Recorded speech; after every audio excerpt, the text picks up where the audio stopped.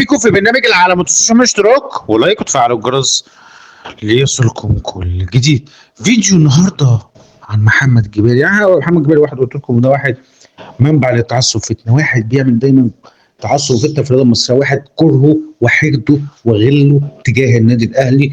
دايما بيقول كلام غير محترم، كلام بشع، كلامه كله مبني عن الكذب على النادي الاهلي وافتراءات على النادي الاهلي، وكلامه غير محترم وكلامه بشع على النادي الاهلي، كلامه بينم عن التعصب والفتنه. فطبعا ده محمد جبالي بيقول حاجات اصلا مش موجوده على ارض الواقع، بيقول حاجات من وحي خياله.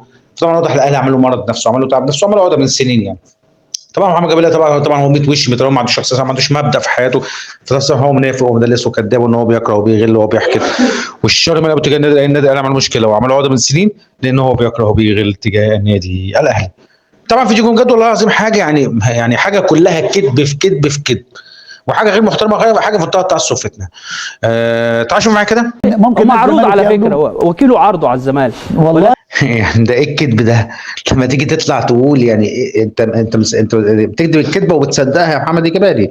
لما تطلع تقول ان علي معلول وكيله معروض على الزمالك، هو ازاي؟ انت يعني عايز اعرف بس حاجه يا محمد جبالي، انت بتكذب الكذبه وتصدقها، خلي بالك. يعني انت بتكذب الكذبه يا محمد جبالي وتصدقها، لان هو الاهلي وجعك، الاهلي مضايقك، وفي اللعيبه مضايقاك جامد قوي.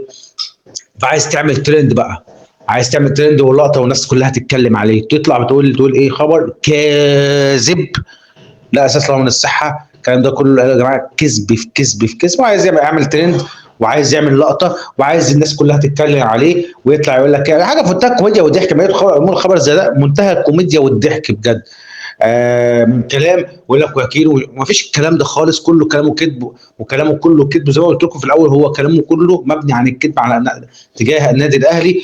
فطبعا اصلا محمد جبالي اصلا هو كاره للنادي الاهلي وحاقد على النادي الاهلي. محمد جبالي اعرف حجمك قبل ما تتكلم عن النادي الاهلي. استنوني في حلقه بكره من برنامج العالمي. السلام عليكم.